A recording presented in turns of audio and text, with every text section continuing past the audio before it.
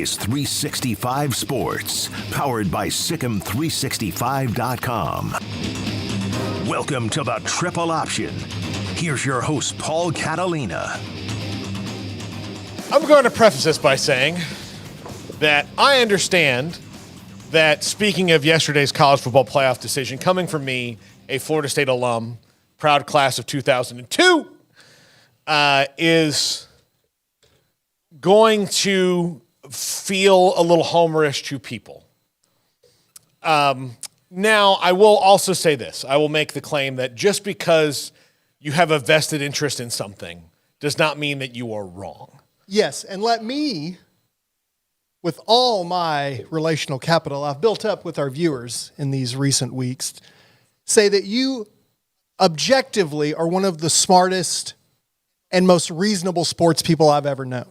Yes. So, yes, like you feel something about this that everyone doesn't. Mm-hmm. But the fact that this was an injustice is objectively true.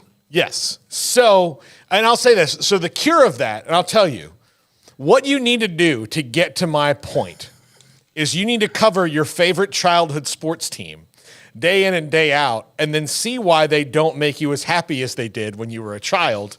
And that's what happened when I covered the Cowboys. Now, I'm still a huge Cowboys fan. Garrett will tell you, huge Cowboys fan. But of Cowboy fans on earth, I don't think there's one that's maybe more objective than I am, because I've been allowed, to the good graciousness of the Cowboys, like they are very gracious, to see behind the curtain and cover the team. Yeah. So now I kind of understand how it works and why they make decisions they do and why things come down. So, you know, when people kind of give me the sunshine pumping, I'm like, look, that's not really how it's going to work there. It's not how it's going to work there ever.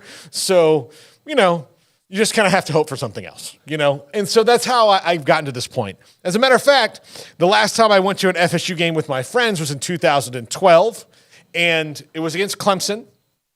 And FSU won the game.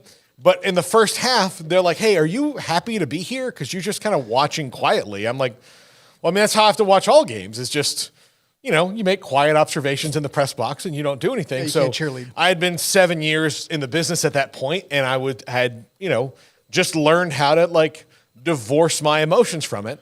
And you put them in a box, and then you scream into the void later. Well, welcome to the void, people. We're in it now.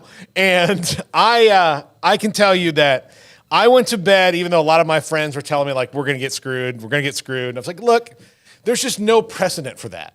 Like, they're just going to have to tell one of the two teams, Alabama and Texas, and probably Alabama. It's going to be hard. It's going to be a hard talk. Yeah. We have to have hard talks in the world. Yeah, things are hard. And say, listen, Alabama, most years you'd be incredibly deserving of this. You've got these 5 great wins, including a win over the number 1 ranked team in the country in the title game. You've got the conference championship. But we have 5 teams that deserve to be here, and we can only take 4.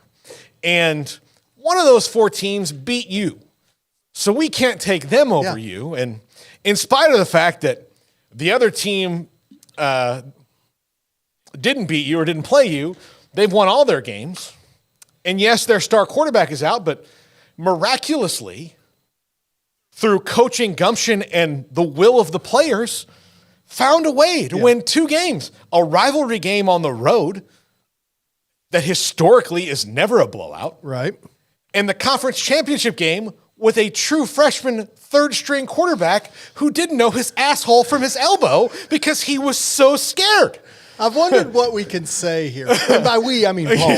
Yeah. Now I know at least a-hole is on the table. Yeah. Okay. So, and I'm not knocking Brock Glenn, but I'm telling you that 3 full practices, even part of that not knowing if you're going to be the starter or if Rodemaker is going to be, is not a fair gauge on a kid's entire career. Right. Nor is it fair to say to the coaches, the players, particularly Tate Rodemaker and Brock Glenn, listen, I know that you guys were part of this team that earned their way to 13-0 and fought and did that. But you'd be boring on TV, and we're afraid of Premier Sankey, so we're not going to let you do it because you might not win the game. Right. It's not even a mortal lock. It's not like, oh, we put you in and you're going to lose. Because there is precedent for a third-string quarterback winning a national championship. I get that 12, 14 Ohio State team? 14 Ohio State. Okay, maybe a little different. But I've seen the argument. I've seen the argument made, like someone said, "Oh, well, they won the Big Ten title game that year, 59-0." But who did they play? They play Iowa or Wisconsin? Wisconsin. Okay, so that division is literally for the history of the Big Ten championship. Yes. So that team doesn't get like by blowing out a bad team. They're not a good precedent for what has been done to Florida And I'll tell you State. this, and Garrett, you can jump in here if you like, but in 2014, if the transfer portal exists, there's no way Cardale Jones is even on campus. No, he's gone somewhere. At Ohio State. Yeah. There's no way. So that was also yes, it's a different era, but so give Florida State some credit for having enough guys who could win some games on the roster in a time where,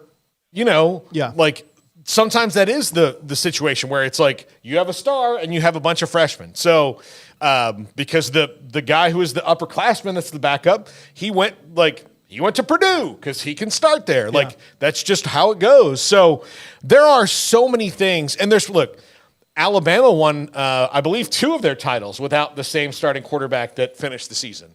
And, there's precedent for all this except for the only thing, there were 2 unprecedented things that had never happened in the playoff. And they were going to have to choose between one of them. The SEC. 1, the SEC has always made it. And 2, they've never left an undefeated Power 5 team out.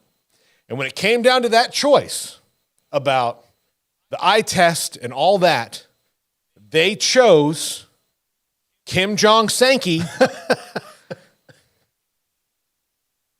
and the SEC, and none of us should have really been that surprised. No, I wasn't. Because Bill Hancock, the mouthpiece of this and the head lobbyist of this, said it's never been about the 4 most deserving, it's been about the 4 best. Well, actually, it's always been about the 4 most deserving, but the minute that Jordan Travis broke his leg, literally the minute it happened, you go down Twitter, you watch any channel that had college football on, ESPN, Fox, NBC, CBS, they're all bringing it up that this could affect Florida State's placing in the championship game, and they still had 2 games to play.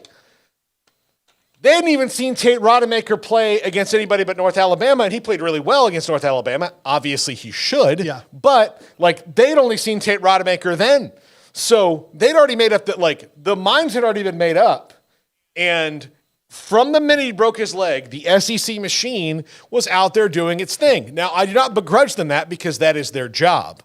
Who I do begrudge in this is Jim Phillips in the ACC, who, and I don't completely blame them for this, thought, well, as long as they win, they're going to be in and they can figure out the rest on the back end. So he never thought he had to say anything other than, well, if they win, they're 13-0, what are we even talking about? Because that's the right thought to have. Yes. Okay. So I have questions I want to ask you. Yeah. I don't have any type of counseling degree, but I'm going to give you the next 48 minutes. I want to ask you questions. I want to let you be unhinged. I'm just to tell you, we might take a break today. That's fine. Okay. We might take a break. Okay. Well, just FYI, we may need to do a single shot because I got to pee in a second. Okay. But we'll take a break then. Okay. Here's my only thing I'm going to insert. I think college football sucks except for the time that the ball is snapped to the end of the play. The play on the field, I love it. I love watching guys compete. I think everything else that surrounds college football sucks. I think this is the worst time of year because it immediately becomes lobbying for your team. That the ACC commissioner should even have to craft a compelling argument that his undefeated Power 5 champ should be in. That should not happen. I think that the slow descent into what college football is, I'm not even talking about NIL, I'm not talking about paying players. Great, do it. But what this is, and maybe this is what it's always been, and I'm just 45 and I finally realize it, is that 12 people run the world. Yeah. And the subjectivity of everything from the conference pride era. I think it's so stupid. I think SEC, we're a part of the SEC. We're so excited. I think that's so stupid. I think Big 12 pride is stupid. I think the Undertaker handing out championship belts is stupid. I think the crap that surrounds college football, and this is pinnacle, peak stuff I'm talking about, sucks because we're not even talking about football. We're talking about the subjectivity of it all. And one of these articles says Alabama is undoubtedly the most talented team. Well, that's based on 247 rankings of 5 and 4 stars, which are all subjective. It's all just people getting in a room to decide who's the best team. I hate it. It's stupid. I love when the ball is snapped and when the plays are happening, but everything else just pisses me off about it. What other sport does this? And they've taken football and then they've taken okay, you know what we don't like about football is where they play it out on the field. We don't do that. We're going to throw the figure skating and gymnastics rules into this where we're going to sit around the table and everybody hold up a number. Yeah. And that's not, and I get sometimes you have to get when you have taking Florida State out of the equation here, the argument should have been between Alabama and Texas, right? Because you have 5 conference champions in the Power 5. That's who runs this thing. And I'm sorry to Liberty, and I'm especially sorry to SMU. SMU got the reverse of this. Liberty got in, according to Boo Corrigan, because they just continue to win. So that's why they got to be the G5 team in the New Year's Six Bowl, as opposed to SMU, who's probably better, which SMU is the Alabama in this situation, and Liberty would be the Florida State. Well, the logic made it for Liberty, but not for Florida State. SMU also lost their quarterback. So there's the common denominator in it. Preston Stone snapped his leg. I'm telling you, we're all buffoons because we all think, no, it's okay. They're going to get it right. The justice will prevail, and it never does. We know that. I can't go back and pinpoint when this all started, but I know that when I was growing up, it was the old bowl system. Yeah. And that seems preferable now. That seems preferable that Florida State would go to the Orange Bowl and play, who do they typically, the Big 8 champ? Big 8. No, that's who they would typically play, right? Yeah. ACC and Big 8 would play. Well, the Big 8's over. But I know, but I'm talking when I was a kid. Oh, yeah, Big 8, yeah. Yeah, so they'd go play Oklahoma or Nebraska in the Orange Bowl, and then Texas would go play Notre Dame in the Cotton Bowl, and then at the end we'd all vote. That seems preferable right now to the garbage that we got yesterday. Well, I mean, because at least then, there's more people in the room, right? And there's more opinions and more people be like, I don't know, guys. I mean, at no point and that's why it feels like the SEC is driving the ship more than it absolutely should be here. It feels like it is, or it absolutely is. It is. It is, right? Yeah, I'm trying to stop it making a flat out accusation that I can't totally prove, but I mean, to me, it came down to, are we really going to have the SEC out of this thing? And nobody in the room was like, well, is that so bad? Yeah, Greg Sankey said last week, Kim Jong-Sankey said last week, I'll paraphrase, that not having them in is not living in the real world. He said to leave them out is just not acknowledging the real world, that they're the best and all the teams that they've beat are the best. But again, I think we've just been told that. By this new world order of college football that's just told us, no, they're the best. And there is data that says their record outside of playing each other was a losing record this year. Mm-hmm. So I'm not trying to say they suck, right? Let me tell you some of that data. You know who the best SEC non-conference win was this year? I don't. The highest ranked non-conference win. Kentucky beat Louisville 2 weeks ago. Okay. Do you know what just happened to Louisville? They lost to Florida State. Yes. With their third-string quarterback. And Florida State held Louisville to 2.7 yards per play. Yeah. That's championship-level defense. Yes. So one of your mediocre teams beat the ACC's second-best team. Yeah.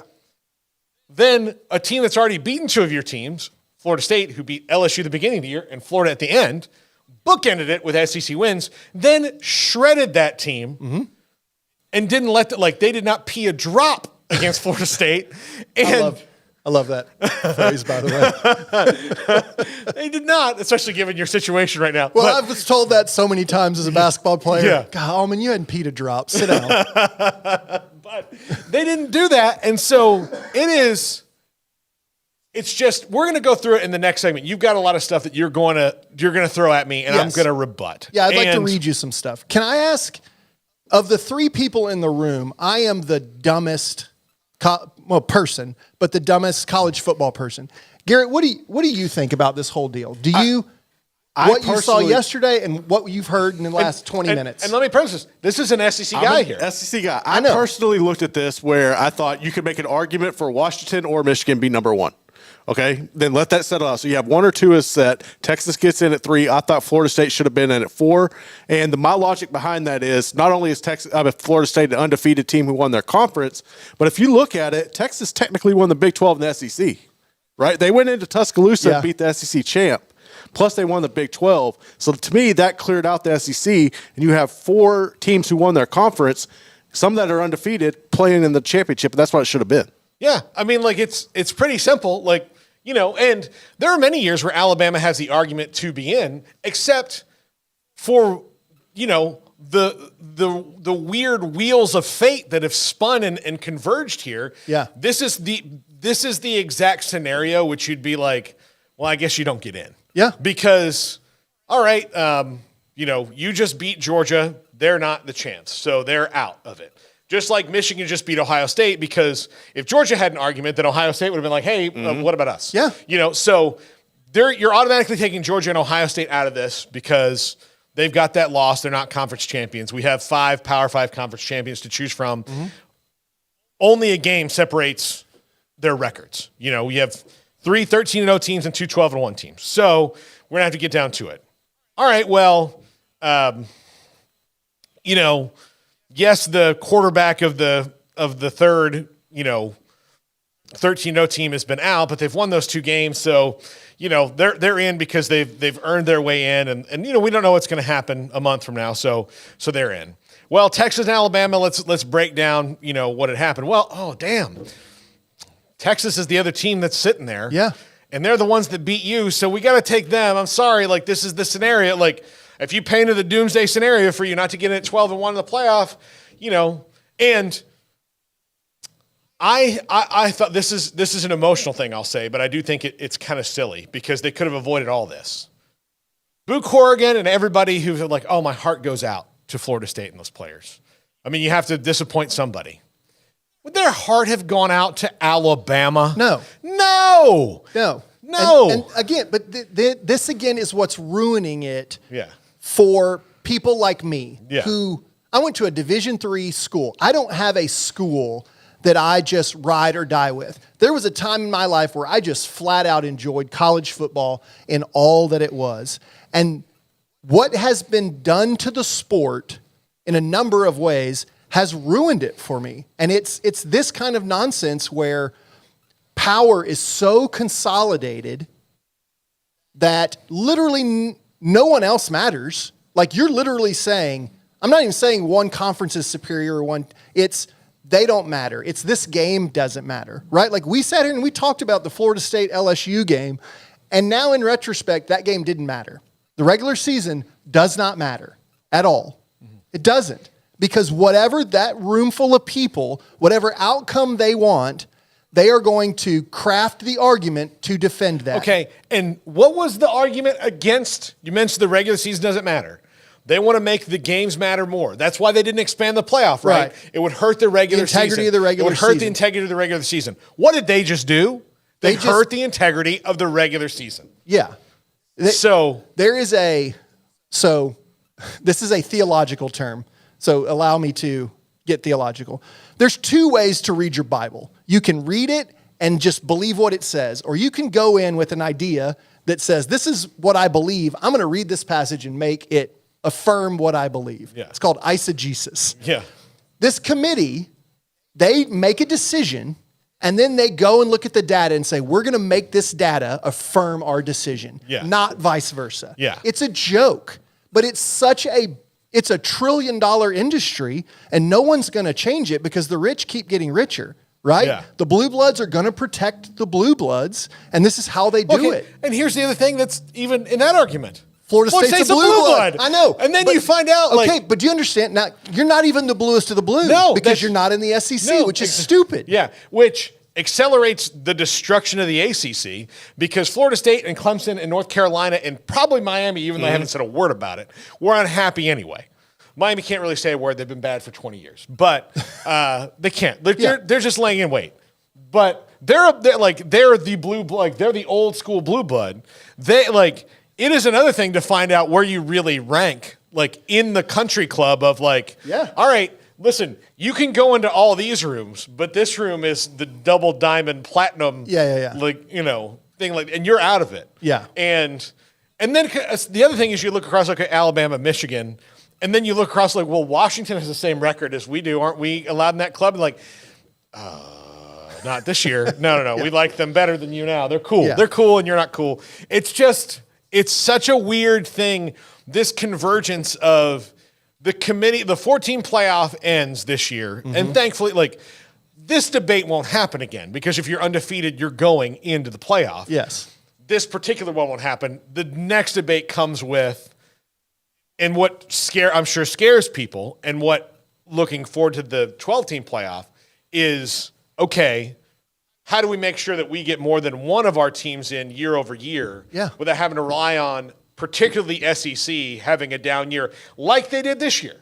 So you're going to have to, like, you can't rely, like, because they're going to say, well, their 10-2 is way better than your 10-2. And you're like, well, I don't know about that because, Vanderbilt's not going to play Cincinnati. So we have no idea which one of those two teams is worse that they played. So that's the part that's going to be interesting to see is how much does this continue to turn in that way? And then how much does it hurt the conferences that are not the SEC and the Big Ten? And look, the Big Ten is not even really a problem in this because they're a two-team league and they have been for a while, but they are about to get bigger and there's going to be more lobbying on there. So, look, all four teams in this playoff, by the way, though, are in the SEC and Big Ten a year from now. Yeah. So this is what we're headed towards, and we can either stand up and I don't know, we can't stand up and stop it. There's nothing we can do. We can't do anything about this. This is just, it's going to get,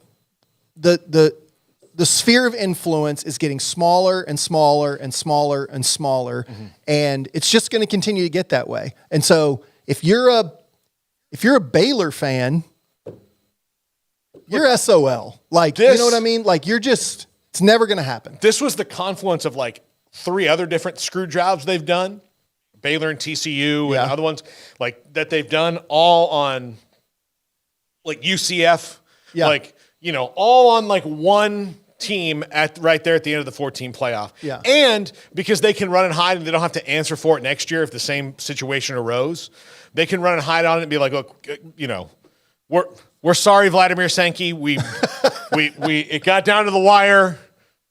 I've got many different nicknames for dictator Greg Sankey. Keep them coming. So we'll take a break right here. When we come back, Chris has punditry and points he's going to throw out at me, and I will rebut or agree with them. Okay. And we'll our own little counterpoint here.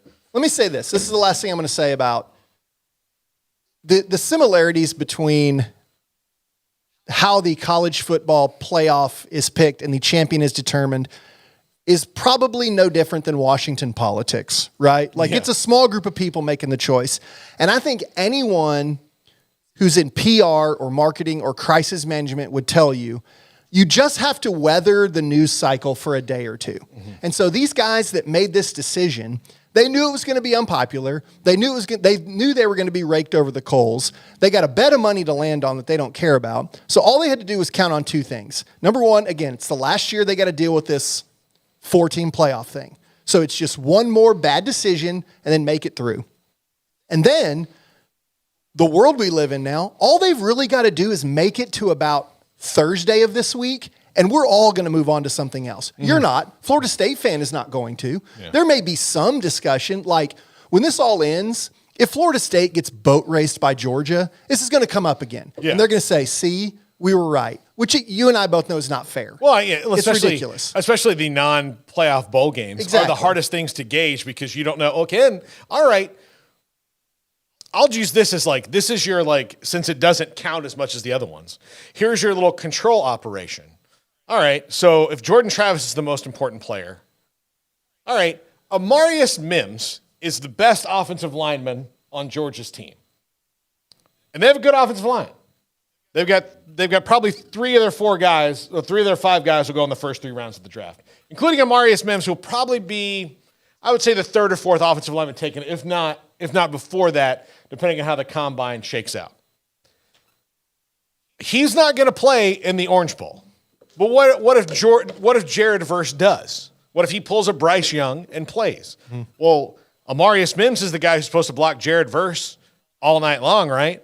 Well, if he's not there and Carson Beck gets rolled and they don't win because their left tackle was out, right? What is the difference? Right. Exactly. What is the difference? Yeah. So picking one guy, even though he's at the premier position, and saying this is the whole thing. Yeah. Well, Bo Nix may not play in the Fiesta Bowl. Yeah. Well, Carson Beck may have a bad game playing because other guys are out. Right? Yeah. He struggled the other day because Brock Bowers and Ladd McConkey were not at full speed. Right. What's the difference? Yeah. We are trying to apply logic where logic does not apply. We're trying to apply logic to something that does not have an objective black and white. It is subjective, and whatever argument you craft, a subjective counter argument can be crafted by this committee to, again, affirm their decision. And that's the genius of it. It's an evil genius, but that's the genius of it. They have crafted this fail-safe defense of their decision that they can rest well at night, and they don't care. Yeah. They don't care about college football. I don't think they do at all. I think the individuals who are on it care, but when you come into that room and you're given these directives, then all of a sudden you wind up like speaking out the talking points, right? Because they're given very clear directives, as to what they're doing, and then in the box of like you have to get, and especially this last couple weeks when it's the 4 best teams, put it in there. Florida State's a different team without their quarterback. Like, okay, if they had lost one of those games, then that's easy. Like, well, it's a bummer, but if Florida State had lost to Florida, all right, if they'd lost to Florida and then beaten Louisville and still been the ACC champs, all right, you know what? You're right. They, emotionally took it hard, lost to a rival. All right, they're 12-1. They're not in the playoff. Nobody's mad about it. Alabama and Texas are in. Nobody's mad about it. Yeah. But they found a way both times with 2 different guys, and instead of being rewarded for such a thing, for such an unlikely feat, they're like, it might be boring if you. You remember the national championship game last year? That was really boring, and we'd have rather seen Alabama, but we were kind of put in a box, so we didn't do what we wanted to then. So we're gonna do it now. So it's so just stupid. It's so stupid. Anyway, all right. Chris is gonna take a pee break. We're gonna take a commercial break. This is the Triple Option on 365 Sports. If your business is like most, you need things done quickly. But if you're still tying your critical applications together on multiple shared public networks, you've probably been feeling the slowdown. And that's no good for business. A private UPN fiber network can get you and your business moving at the speed of light. Whatever you need, we can build it. Internet, Metro Ethernet, Waves, dark fiber. We deliver custom private networks and are focused on business customers only. Our next generation 100% fiber optic infrastructure offers you low latency and ultra scalable bandwidth with speeds up to 100 gigabit to run your critical applications. Your connection won't be limiting your performance anymore. It's diverse and scalable, so it can grow and change as your business grows and changes. And with a secure carrier-grade private network, you'll have all the reliability you need. Contact UPN today to learn more. Fast just got faster. This is 365 Sports, powered by Sikkim365.com. Welcome to the Triple Option. Here's your host, Paul Catalina. Welcome back. Paul Catalina, Chris Allman, the Monday Maniac, here with us. Chris is going to go through some things he's compiled from the worldwide internet web. Yeah. And I'm going to rebut said things or affirm or just affirm. your thoughts. Yes. Because I wanted There's to a lot of highlighter work done here. I'm very impressed. A lot of paper. Yeah. Like the only thing we're missing is charts and graphs. And I don't know if that's coming. This feels like I meant to tell you. So this is funny. I feel like in my media career, which has not been a full-time media career, it's become a freelance kind of winging it gig. But the very first day I was ever on the air on sports talk radio was the day after Pete Rose admitted to betting on baseball. Oh. And this felt like that. To be able to stand across from you today after FSU just got an immortal shaft. Yeah. You know, so I wasn't looking forward to this, but I sort of was. Pete Rose had a lot of surrogates in radio, especially in talk radio. It was like one of those go-to like summertime topics. Yeah. So we had a lot of people that were like, listen, he's the all-time hits leader, should be in. Yeah. You know, they didn't prove he bet on baseball and all this stuff. And then he's like, I would like to sell a book, so I'm going to tell you the truth. Yeah. And all these people are like, the F, Pete. You know, it's the same with Lance Armstrong, where it's like, look, man, France, you never got him. He's just winning. You're just mad because our guy's winning their thing. And he's like, yeah, no, I was totally doing it. And you're like, come on. I told Steven, I was like, this kind of feels like that. Like the difference is the guy I was sitting across from was that December of 03, January of 04, somewhere around in there, was a conservative talk radio host in the midst of a format change. Oh. So we were a news talk that had been bought by an ESPN affiliate. So I talked Pete Rose betting on baseball with an uber conservative, basically with Rush Limbaugh. Yeah. This is significantly different in a lot of different ways. Okay. So first, I've never actually looked at what are the principles for choosing the playoff team. Yeah. So you read the 5 bullet points and they make sense. They get progressively more subjective. Yes. Number 1, conference championships won. Florida State? Check. Strength of schedule. Tell me. It's 55th. Okay. But here's where I will say that you have to, some of this is nuanced. This is where it starts to get subjective. Okay. So strength of schedule, yes. Alabama has way better, like they've got 5 wins against SEC teams that are all ranked. You know, they beat Georgia, they beat Tennessee, they beat Ole Miss, they beat LSU, and I'm leaving somebody else out in there that they beat. But they have 5 wins over They beat Kentucky?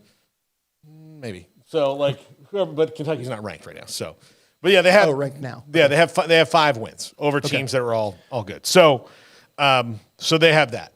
But look, here's what I'll tell you. Florida State has wins over LSU, who's a ranked team, Clemson, who's a ranked team, Duke, who was ranked at the time that they played them, and then Riley Leonard got hurt in that game. And then Duke's quarterback got hurt, and their record suffered for it. Oh. Okay. Clemson has 4 losses. Okay. NC's and I'll do these in the order that illustrates my point. Duke on the road, NC State on the road, Miami on the road, Florida State at home. Do you know how many times that Clemson has lost in the last decade at home? I'm going to say it's single digits, Paul. It's like 3 or 4. Okay. They had a streak end at the end of last year when South Carolina beat them. And that was kind of the end of DJU's run there at Clemson that night. So they lost to South Carolina, and then they lost to Florida State this year. They don't lose at home. Right. So again, the places to play are a lot different. They beat Florida, who, yes, admittedly is a 5-7 team, but a 5-7 team that all the rest of the SEC has to play every couple years. So an SEC team. So if we're talking about the strength of the league, the SEC this year was 7-9 against the ACC. Yeah. So again, you want to get subjective. It gets, like you said, we're on the second bullet point. Yeah. And it's already subjective. Yes. And here's my affirmation of your rebuttal. I think strength of schedule is ridiculous because it is all predicated on where teams were ranked before a game is ever played. Yeah. And that, again, is how blue bloods protect blue bloods. And I get we're talking about a blue blood getting screwed. Yeah. But based on how Georgia looked a year ago or almost a year ago against TCU, we just decided that's the best team in the country before a game was ever played. Yeah. When they may not have been. And we did it with the entire SEC.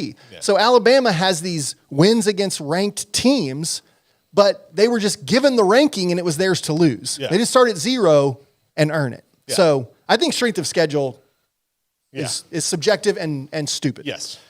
Head-to-head competition, there wasn't one amongst the except for Texas and Bama. But yeah. Comparative outcomes of common opponents without incenting margin of victory. So they're basically saying, how did their common opponents do? Did they do against common opponents, but taking out margin of victory, right? Yeah. And there wasn't that much of that. And guess what? So what was the Alabama LSU score, Garrett? I can't remember the score off the top of my head, but I know Bama got them. It's like by a couple touchdowns. Yeah. Well, Florida State. But it was a closer game than a two-touchdown game. The common opponent's LSU. And they both beat LSU, and so again, because you can't LSU scored a touchdown at the very end of the game, which shortened the margin. It's always you can't use margin of victory because again, if you incentivize the margin of victory, you're taking out the actual how that game went because you could be up on a team 45-0 and they could score 21 points in the fourth quarter when you have just emptied your bench. So Bama beat them 42-28. Florida State beat them 45-24. Yeah. So you're splitting you're splitting hairs. Yeah. Really. And again, I think in Florida State, here's the other thing. Before LSU scored their garbage touchdown, it was pretty much Florida State's also beat LSU in back-to-back years. Yeah. But Florida State scored a touchdown that they didn't need to win. They scored one that was kind of like a bust garbage open. Time, yeah. Yeah. So it was So garbage time touchdowns cancel each other out, and you move on. All right, the last thing, the fifth bullet point, and I wish I had looked at this website when the CFP was created to see if this bullet point was here from day one. Other relevant factors such as unavailability of key players and coaches that may have affected a team's performance during the season or likely will affect its postseason performance. That's always been criteria. Yeah. I'm not insinuating they put this in on Saturday, but it's never really been used. Okay, it's never been. It's only been used to. No team's been punished for it. Yeah, go back to Ohio State. Okay, so it's never been used in the read that again, and I'll tell you, it's been taken into account one way, but not the other. Other relevant factors such as unavailability of key players and coaches that may have affected a team's performance during the season or likely will affect its postseason performance. The first one has been taken into account because when you get down to it, they did lose this game to this team, but the quarterback and this, they had a bunch of injuries. So let's make sure that we're judging them as they are now and not because of a one freak thing that happened.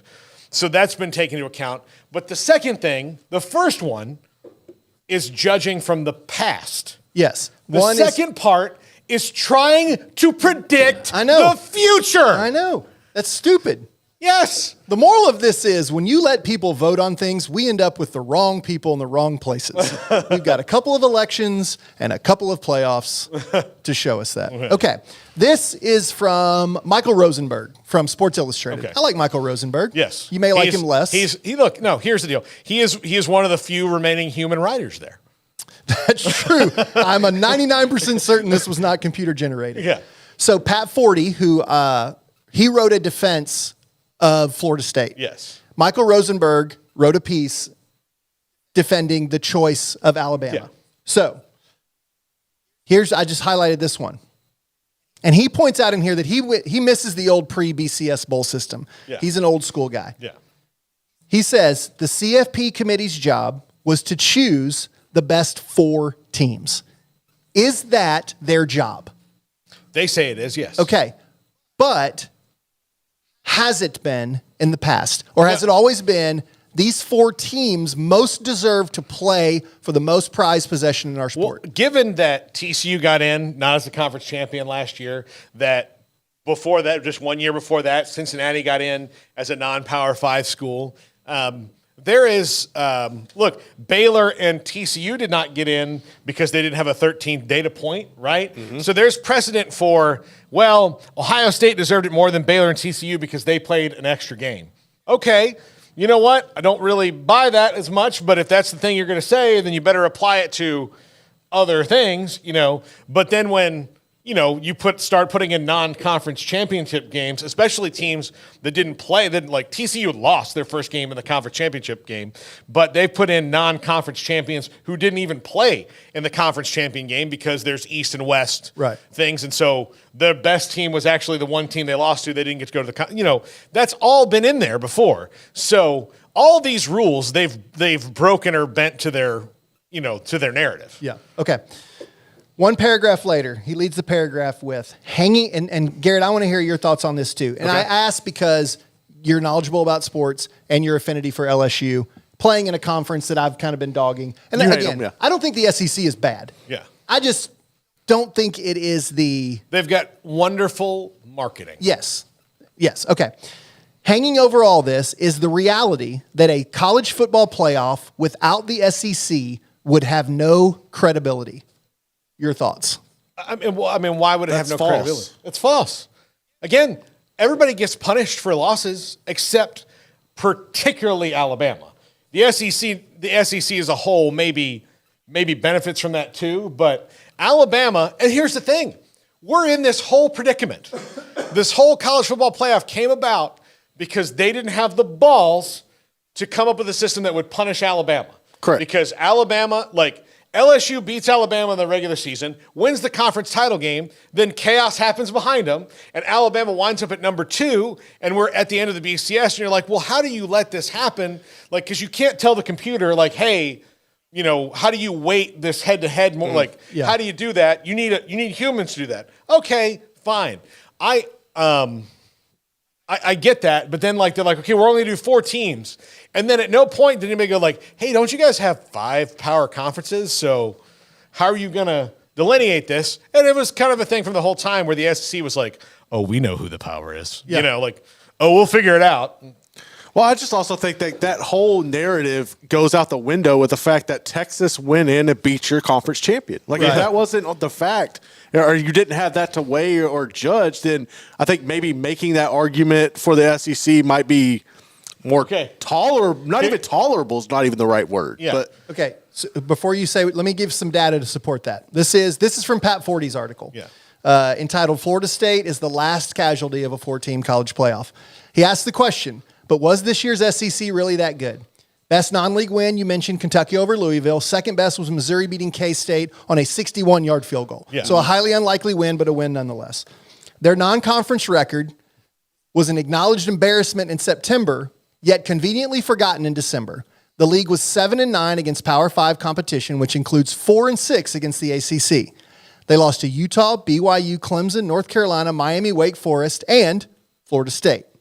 The Seminoles bookended their regular season with wins over SEC opponents, LSU and Florida. So they're validating that it is a very credible playoff if you don't have the SEC in. So the SEC, and this is where the SEC argument, it just means more. Okay, well, what about when we beat one of your teams? What happens for all the rest of us that are not in the SEC, if we're in the Big 12 or whatever?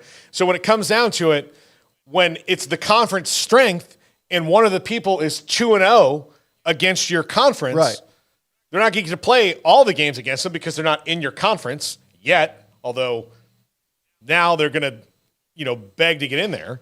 That doesn't matter in this regard. It only matters in the regard that we want it to work. So, our conference is better, but not against everybody else this year. Right. Well, no, it's better year over year. Well, it's not about what you did in 2017, brother. It's about what you're doing in 2023. Also, too, so this is in Forty's, this is in Michael Rosenberg's piece. He says the SEC has won 6 of the last 8 CFP championships, including the last 3. If you go back to the BCS days, they've won 13 of the last 17.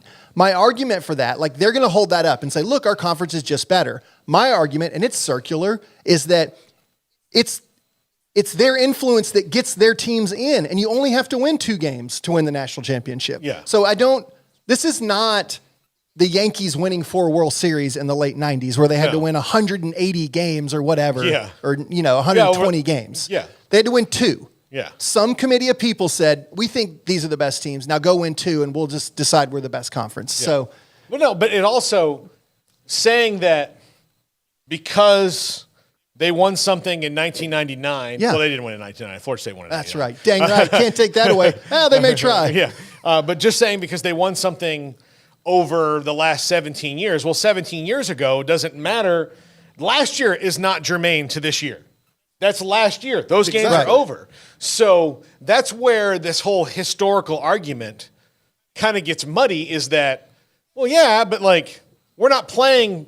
It's not the ghosts of everybody who's played at Alabama versus the ghosts of everybody who's played at Texas. Right. It's 2023 team and the 2023 team. Yeah. That's it. It's not, we can't bring back 99 Florida State to take on 05 Texas. Like, that's not what we're doing here. We're not doing those things. We're doing what's in the present. This isn't a video game. Yeah. Where you get to like the classic teams like, oh, hey, Garrett's got 01 Miami. Chris has got 95 Nebraska. Let's see how this works out with our thumbs. Yeah. No. It's what it feels like. Yeah. Okay, this is also from 40's article, and I don't know if this will elicit any type of emotional response from you or if this was just 40 being 40. All that said, both Florida State and the ACC played self-sabotaging roles in what transpired Sunday. Athletic Director Michael Alford, the school president, and board of trustees fomented the revolution against the ACC throughout the spring and summer. Oh, yeah. Arguing the rest of the league simply wasn't good enough for the Seminoles. Yeah. Your thoughts on that? Oh, I don't think he's wrong. Okay. Like, I mean, you did that to, like, especially when like narratives, get in people's heads. Yeah. And this is an off the field argument. So, or on the, like, they're saying yes. So yes, they did. They absolutely did.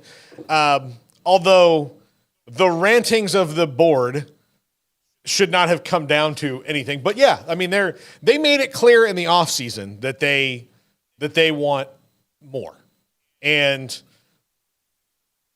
from their perspective and from Clemson's perspective, because those were the two, Clemson's been the quieter one of it, but like has always kind of agreed with Florida State's stance. Yeah. Because those are the two teams. The ACC, like the conferences are kind of the same, right? It's long stretches of two teams winning them. It's Michigan and Ohio State in the Big Ten. It's Georgia and Alabama and LSU. Like occasionally somebody pops up, but like, two or three teams that kind of are at the top, and then everybody kind of cycles through of where they're good. In the Big 12, it's Oklahoma and, well, it wasn't Texas for a long time, but like, Oklahoma dominated that league. The Pac-12 was a little more scattershot, but USC was the boss of the league no matter what, just like Texas is the boss of the Big 12. So everything's kind of the same everywhere and how it goes. So when Florida State and Clemson were talking about leaving the league, like from their perspective, and I don't know if I don't take their side on this because I think it's the destruction of what makes college football great, which is regionality and, then seeing, but if they are like the two teams that, when the television contract is made, the money's made on Clemson and Florida State. Like that's how it's made. Yeah. And so they're saying we would like more money and we can't get more money because this contract lasts so long. All right.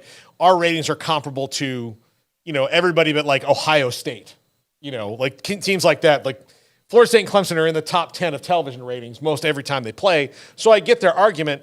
It's just when you make it, you better have a plan, which they didn't. And so now it's just out there in the ether, right? Yeah. All right, this last piece here. This is from Ari Wasserman of The Athletic. No, Ari? Yeah. You know him? Yeah. Okay.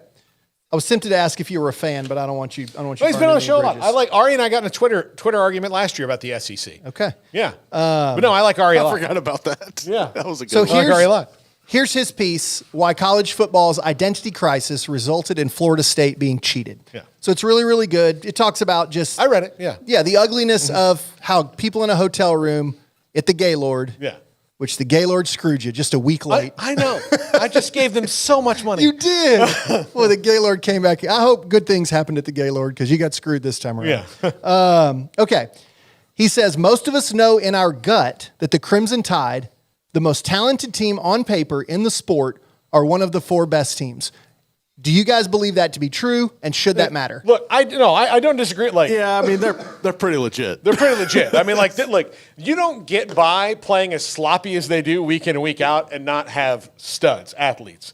Like that's how they're And the coaching. yeah, and the coaching. But Jalen Milroe, who is, I'll tell you this, of all the teams that were going in the playoff, like I was really hoping that, because Florida State was going to do this with Tate Rodemaker, the strength of Florida State's team obviously now is its defense. Now it was very two-pronged before because they were scoring 40 points a game with Jordan Travis, and they were not allowing very many with that defense.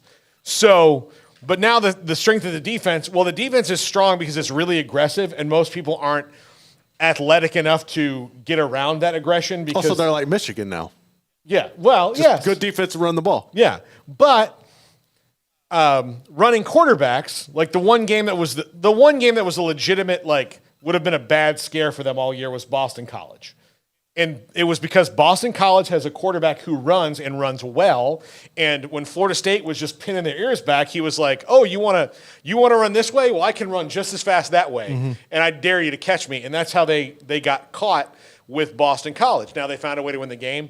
But the matchup of Florida State and Alabama would have been a nightmare for them because of Jalen Milroe. In fact, Michigan does not want to play Jalen Milroe either because they know that the reason that they beat Ohio State is that Kyle McCord, in the transfer portal today, by the way, Kyle McCord is more of a pocket guy and that he was not going to get out and run on their aggressive, let's go get you defense. So Jalen Milroe is a bad matchup for teams that are super aggressive on defense because even though you might be as athletic as him, if you take one step the wrong way past him, he's gone, especially when it's not a designed run. It is the secondary has his back to him, and they're trying to run down the field with Jermaine Burton and Isaiah Bond. Isaiah Bond is badass, by the way.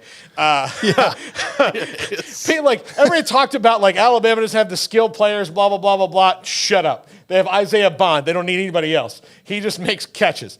But, like, you're chasing Isaiah Bond and Jermaine Burton and – who's the other dude down the field? They've got like the Ja'Cory Brooks. You're just like running down the field with those guys. Then all of a sudden, here comes the quarterback. You turn around like, oh, he's already 30 yards down the field. Yeah. That son of a gun is fast. Yeah. So, yeah, they're a bad matchup for everybody. Everybody. And so, yeah. I enjoyed, to get back to the on the field, I thought the Bama-Georgia game was really enjoyable to watch. It was a great game. It was a great game. But what just kept looming over me was what was coming. Yeah. You know, it's like you don't want it to end because then you know the nonsense starts. Yeah. And it did. Wow. It's just total nonsense. Yeah. So I wanted you to have your chance to rebut just to a couple of. But yeah, and look, but you do, like, it does have to mean something on the field, you know? Yeah. And the other thing is, like, you can't arbitrarily apply things to one school and not the other. So they should do it, like, if they were going to make the decision they made, did they do the argument in their head? What if Georgia beat Bama, but Carson Beck got hurt? Yeah. Okay. So then Georgia's undefeated and in. What if Washington, and this is even a better example because Washington and Florida State at their strengths are very well. Florida State has a better defense than Washington. I think Florida State and Washington, like, and at full strength, this is a really hard argument to have because at full strength, I think all these teams can hang with another, with the other, especially now that Georgia's out of this.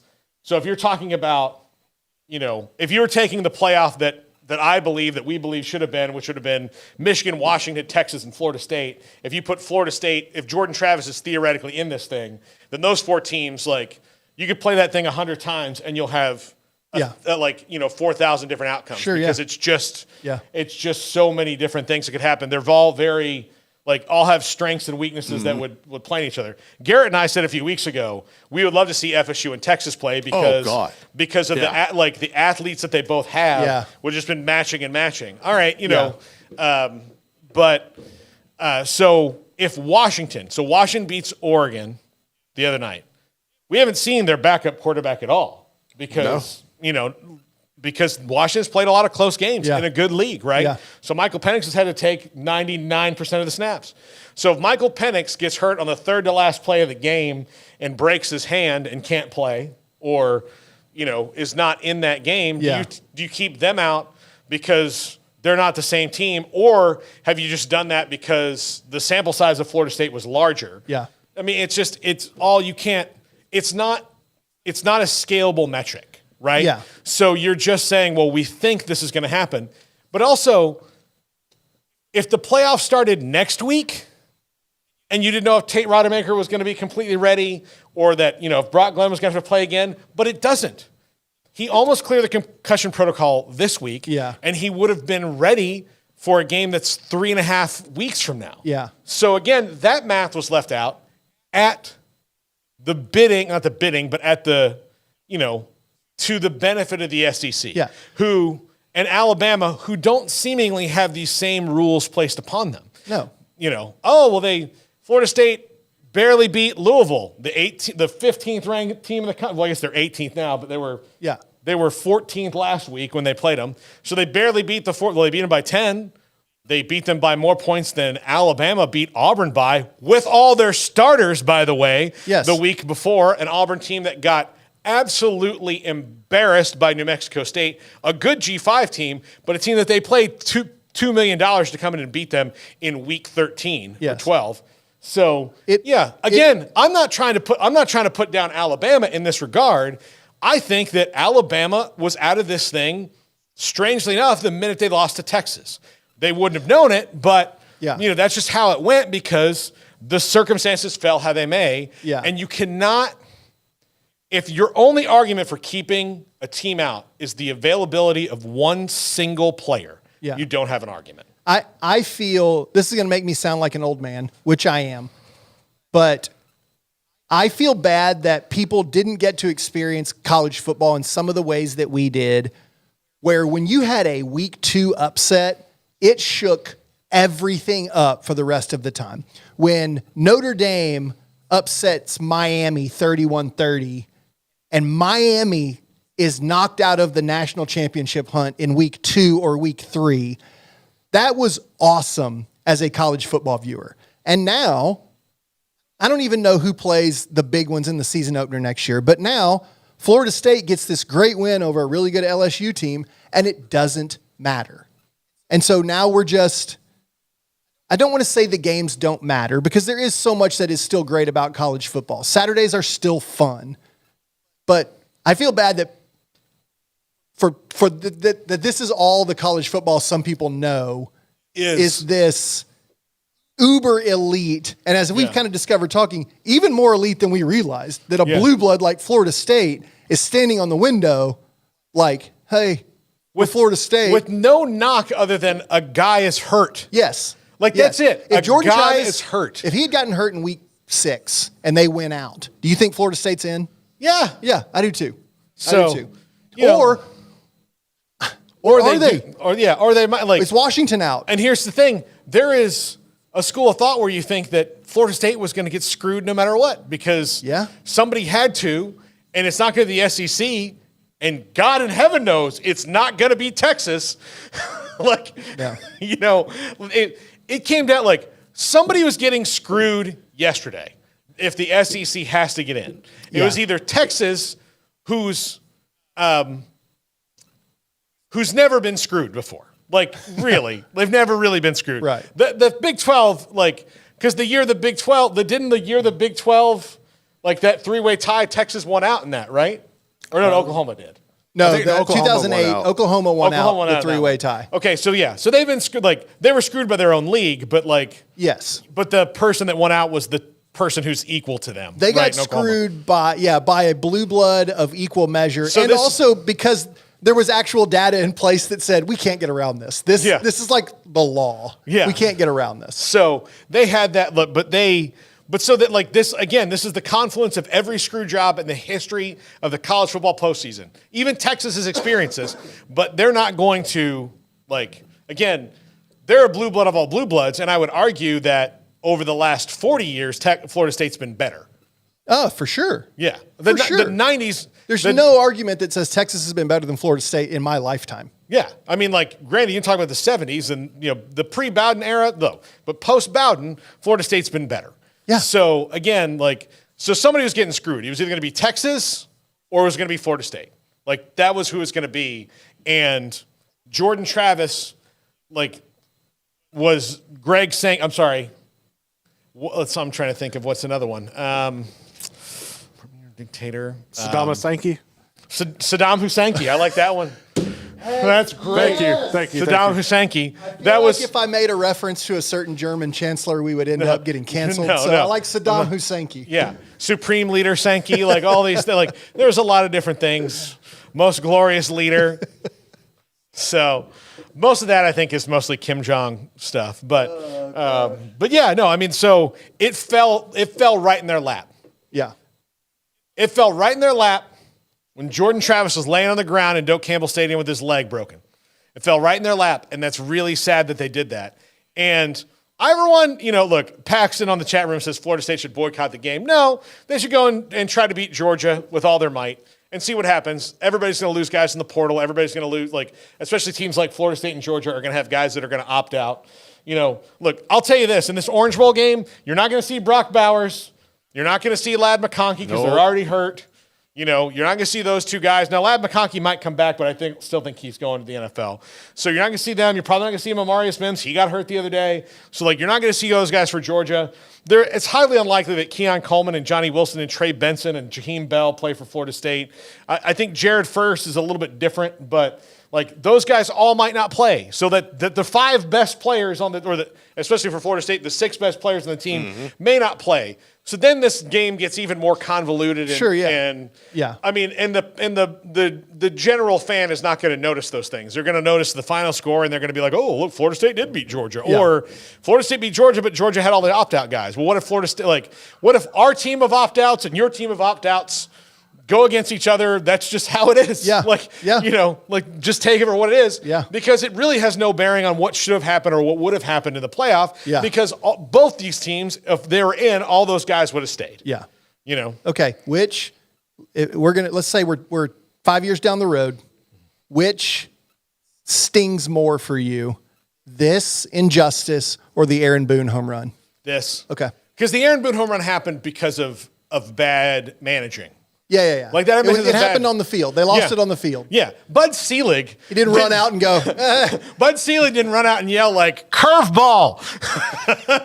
It's a curveball. Yeah. I mean, that's not what happened. Gotcha. This is, You're right. Okay. Had Bud Selig had Bud Selig, not suspended a player on the Yankees that deserved to be suspended. Okay. One of those deals. Okay. I get it. This is some heartbreak, man. This is some serious sports heartbreak. I'm sorry. BU, $10. This is for you, Paul. Drink of your choice on me. Thank you, BU, in the chat room. Here's the deal. Here's what's really sad about this, and I know we're going way over time. So my mom was just in Scotland, and she bought me a 26-year-old bottle of Dewar's Scotch. I was saving it for Florida State winning the ACC. Oh, they'll be the SEC championship in a few years. Yeah, and winning the ACC for the first time in 8 years. I was saving it for that, and it was absolutely. It was the tears of like a famous angel, not even just an angel, but like a famous one. Yeah, it was the tears of Gideon or Michael the Archangel. It was his tears. It was so good. And then here I am thinking happy drinks, and now I'm at sad drinks. It's just I sat dumbfounded. I started it wasn't on my television because I intentionally didn't want to hear it said one way or the other. I was just going to react to it, but then my phone just goes. Sorry, Paul. Sorry, Paul. Sorry, Paul. Sorry, Paul. Sorry, Paul. Sorry, Paul. Sorry, Paul. And I was like, oh crap.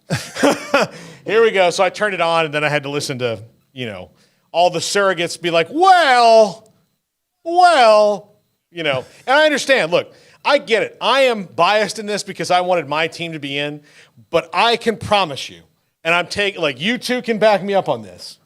If this was even Texas, who people know I famously don't like as a fan, if this was Texas that was 13-0, the conference champ of the Big 12, and got screwed out of this because Quinn Ewers got hurt, I would be standing here saying the same thing, although I wouldn't be feeling as sad about it, but I would you'd feel be the same laughing injustice. about it. We'd be giggling about it. We'd be like, oh, well, bummer that it happened to Texas who gets their way all the time. But bottom line is, it would still be an injustice. Yes. So it's just the injustice landed on me. Yes. Some injustice is funny. If there's a takeaway from this, kids, sometimes injustice is hilarious. Yes. Take that with you. Kind of like at the end of a superhero movie when like the bad guys turn on each other. Yeah, exactly. Like, oh, nah. Very well done. Yeah. I can't think of an example right now, but yes. By the way, my family very impressed last week. You were able to rip off the Flash genealogy or whatever that was. My family very impressed. Yeah, Kudos. I'll get into Jesse quick. You want to go? You want to go? We'll get into Jesse. We'll get into Max Mercury. You're welcome at any holiday now. All right. That's going to do it for us. We have so much to talk about on the later show. I know Phil Bennett's with us. We have Tim Brando tomorrow. Garrett, who am I missing? Rhett Lashley today. Rhett Lashley today, who probably has a little bit of, JJ Joe. Cedric Golden. Yeah. Cedric Golden. Jason Belzer from The Athletic talking transfer portal. Yeah, he'll talk about that. So we got a lot. We had a lot going on. And the top 5, of which I will continue to rip into the committee.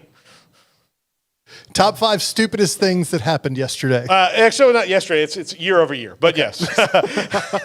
So 5 excuses that they've given for why they make the decisions they make. All right. Thanks for sticking around with us 8 minutes over time. This is the Triple Option on 365 Sports. If your business is like most, you need things done quickly. But if you're still tying your critical applications together on multiple shared public networks,